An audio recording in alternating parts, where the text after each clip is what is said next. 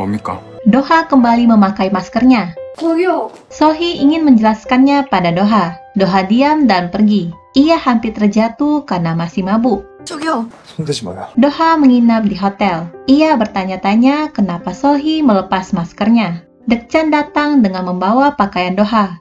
Ia bertanya apa yang sedang terjadi. Doha menjawab wajahnya dilihat oleh tetangganya. Sohee mencari artikel tentang Doha. Ia menemukan berita skandal Doha dengan Shaon, dan tidak ada satupun foto Doha yang terlihat jelas. Dekchan berkata mustahil gadis itu mengenali Doha.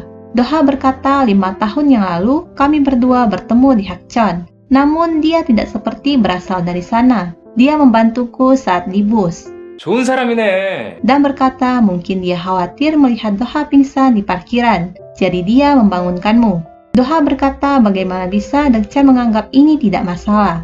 Gadis itu melihat wajahku. Dekchan berkata mustahil gadis itu mengingatmu 5 tahun yang lalu. Dan dia hanya perlu tidak tahu kau penulis lagu Kim Doha.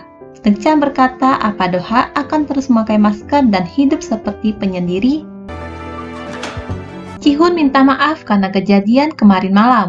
Sohee menjawab tidak apa-apa. Ji-hoon bertanya bagaimana menurut Sohee tentang Kim Doha. 솔직한 사람 같았어. Sohee menjawab sepertinya Doha adalah orang yang jujur dan dia tidak berbohong sekalipun. Ji-hoon senang dengan perkataan Sohee. Sohee berkata Kim Doha tidak pernah menunjukkan wajahnya kan? 네. Ji-hoon menjawab benar dan berkata jika ada fotonya, ia tidak akan penasaran seperti ini. Kang Min datang ke kota Yeonso. 이번에 학천서에서 온 이강민 경장입니다. Salah satu petugas polisi berkata ada kasus yang terkenal di sana. Seorang gadis menghilang di pantai dan pelakunya adalah pacarnya. Dan bertanya apa Kang Min ada di sana saat itu terjadi. Kang Min menjawab ia lebih sering bekerja di Seoul. Dan ia hanya sebentar di sana. Doha masih sibuk mencari artikel tentang kasus di Hakcheon. Ia tidak bisa tidur dan pergi membeli obat tidur. Sepulangnya dari apotek, ia melihat ada banyak reporter di hotel.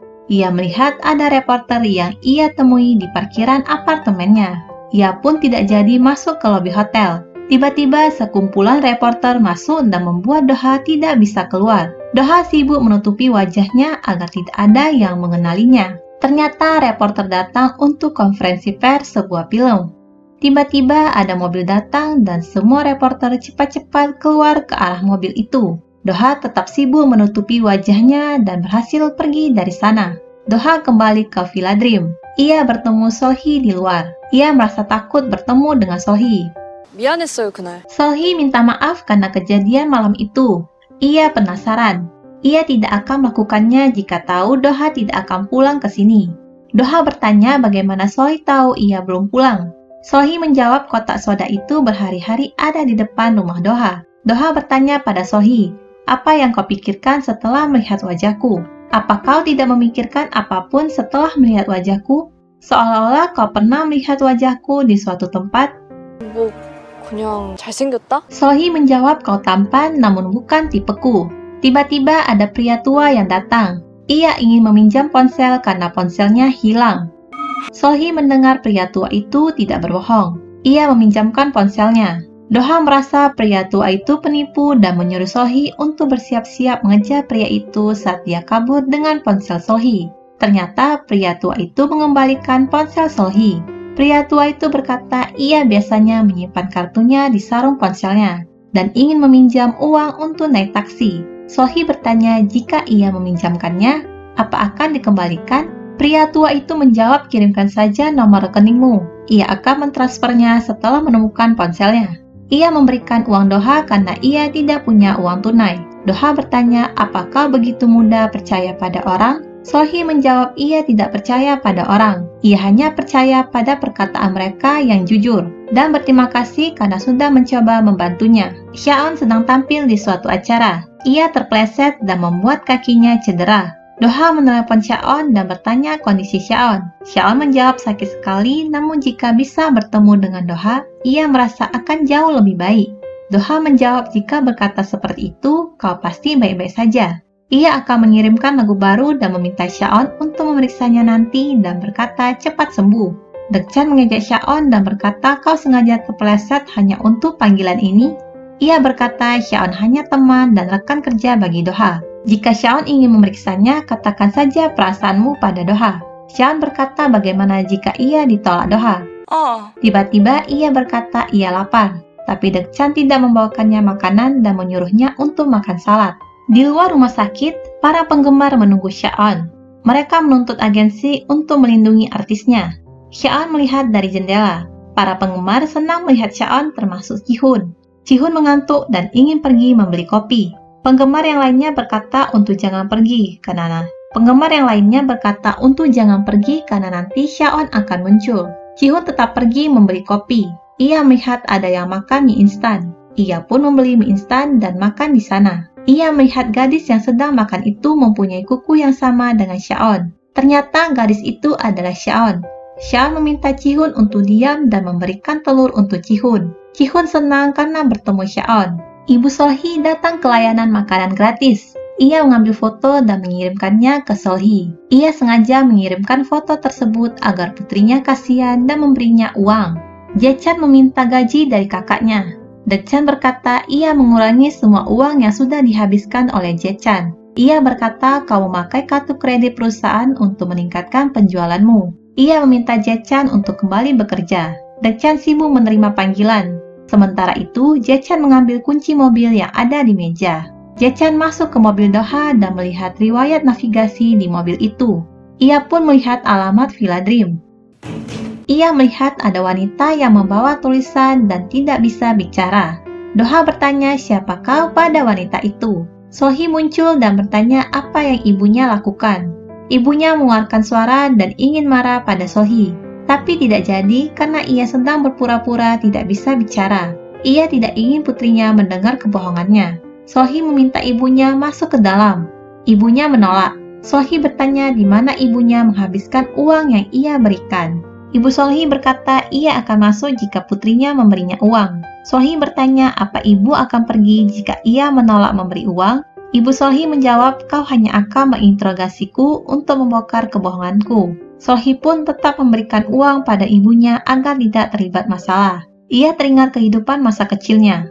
Ibunya berbohong tentang pekerjaannya. Seorang wanita datang untuk bertemu Ibu Solhee. Ia berkata ibumu sudah mengambil uangku. Jika ia tidak mendapatkannya kembali, ia akan mati karena ia sedang sakit parah dan membutuhkan uang tersebut untuk operasi.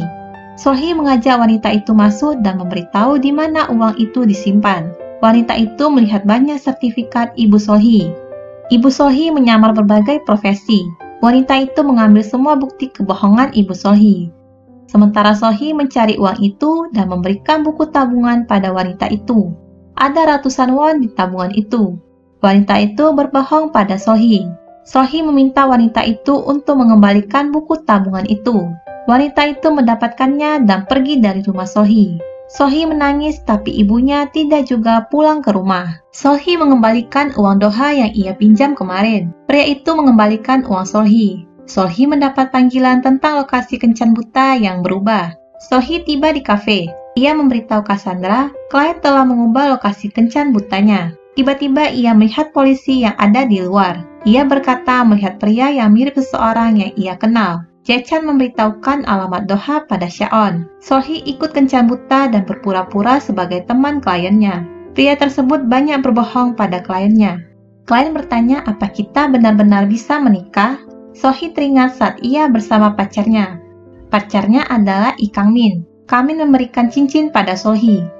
Ia ingin hidup bersama Solhee dan Solhee pun menerimanya. Kang-min tidak pernah berbohong pada Solhee. Pria itu menjawab ada temanmu di sini. Apa yang kau katakan? Ia berkata tidak memacarimu karena status sosialmu. Solhee mendengar pria itu berbohong. Pria itu berkata, mari kita bicarakan ini saat berdua saja. Ia sibuk menerima telepon. Klien bertanya, apa kau mencintaiku? Pria itu hanya tersenyum dan pergi keluar. Klien pun menangis. Solhee berkata, ia bisa mencari tahu siapa yang dia temui. Klien memberikan bayaran untuk Solhee dan meminta Solhee untuk pergi. Ia berkata tidak bisa putus dengannya. Klien berkata, bisakah kau berbohong padaku sekali saja? Solhee berkata, ia bisa bilang kau tidak akan bahagia jika menikahinya. Klien bertanya, apa kau bahagia karena tahu semuanya? Ia tahu ia tampak menyedihkan, tapi ia hanya ingin percaya pada semua ucapan pria itu. Solhee meninggalkan klien. Ternyata pria itu dan teman-teman klien menyiapkan kejutan untuk klien. Pria itu melamar klien tersebut. Sohee mengembalikan uang yang diterimanya. Sohee teringat saat ia bersama Kang Min. Kang Min berbohong padanya. Kang Min bertanya kenapa Sohee tidak bisa percaya padanya. Sohee bertanya apa Kang Min mencintainya. Kang Min tidak menjawab dan meminta untuk bicara besok saja karena hari ini ia lelah. Sohee langsung meminta putus pada Kang Min dan berkata, bukankah kau menungguku mengatakan itu? Jika tidak, apa kau sungguh menikahiku tahun depan? Kang Min menjawab, tentu kita harus menikah. Tapi Sohee mendeteksi kebohongan dari perkataan Kang Min.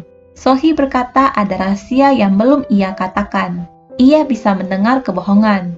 Tiap hari Sohee mendengar kebohongan orang-orang. Ia menikmati musik dan minumannya. Do-ha melihat ada Sohee di sana. Ada mantan pacar dari klien Sohee di sana. Pria tersebut mengenali Sohee. Ia berkata hampir menjadi kakak ipar Sohee. Sohee pun ingat pada pria yang berbohong pada kliennya. Do-ha mengintip Sohee dengan seorang pria. Pria itu menanyakan kabar wanita itu. Sohee menjawab itu bukan urusanmu lagi. Ia ingin pergi dari sana, tapi pria itu menahannya. Pria itu berkata Sohee bukanlah sepupu pacarnya. Pria itu bertanya, siapa kau pada Sohee? Beraninya kau ikut campur dan mengacaukan semuanya. Sohee menjawab ia membuat kekacauan karena kehidupan cintanya hancur. Ia ingin hidup orang lain juga hancur. 미친년이 근데 Do-ha datang dan membela Sohee. 그만하시죠. Pria itu bertanya siapa kau pada Do-ha. Do-ha menjawab ia pianis di sini dan mengajak Sohee keluar dari klub. Do-ha mengajak Sohee pulang bersama. Do-ha bertanya bagaimana kau bertingkah selama kencan buta sampai pria itu menarik kerahmu. Sohee tidak mengerti pertanyaan Do-ha. Sohee menjawab ia tidak mengenali pria tersebut. Do-ha bertanya apa yang kau lakukan sampai orang asing menarik kerahmu. Sohee menjawab ia juga tidak tahu. Ia hanya mendengarnya. Apa yang harus ia lakukan?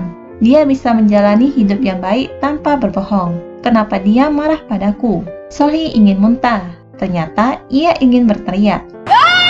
Do-ha cepat-cepat menutup jendela Sohee. Sohee berkata kau pasti merasa nyaman tanpa masker di depanku. Do-ha lupa memakai maskernya. Ia bertanya sejak kapan ia tidak memakainya. Sohee menjawab sejak tadi Do-ha tidak memakainya. Do-ha langsung memakai maskernya. Sohee bertanya kenapa kau ke sana padahal tidak bisa melepas maskermu. Do-ha menjawab ia bermain piano di sana. Sohee ingin muntah lagi dan membuat Do-ha panik. Ternyata ia menipu Do-ha. Mereka pergi ke suatu tempat. Sohee berkata ia ingin makan di sini. Do-ha berkata ia akan menunggu di mobil. Sohee berkata hari ini ia tidak ingin sendirian dan meminta Do-ha untuk duduk di sini selama 5 menit saja. Penjual sup memberikan 2 porsi makanan karena mereka datang berdua, walaupun Do-ha tidak memesan. Sohee meminta Do-ha untuk ikut makan. Ia meminta Do-ha untuk pindah duduk agar Do-ha nyaman untuk makan. Do-ha pun ikut menikmati makanan tersebut. Mereka sampai di rumah mereka. Sohee berkata orang tidak tertarik dengan orang lain seperti yang Do-ha pikirkan. Semua orang sibuk mengurus hidup mereka sendiri. Ada reporter yang menunggu di parkiran karena mereka melihat Shaon datang ke lingkungan ini. Mereka merasa Do-ha tinggal di dekat sini. Mereka sibuk memeriksa surat yang ada di kotak pos dan menemukan surat dengan nama Dek-chan CEO Do-ha. Sohee melihat mereka dan bertanya siapa kalian. Reporter itu menjawab temannya tinggal di sini. Sohee mendengar reporter itu berbohong. Reporter itu berkata temannya memakai masker dan kulitnya putih. Do-ha ada di belakang dan Sohee mengalihkan perhatian mereka agar tidak melihat Do-ha.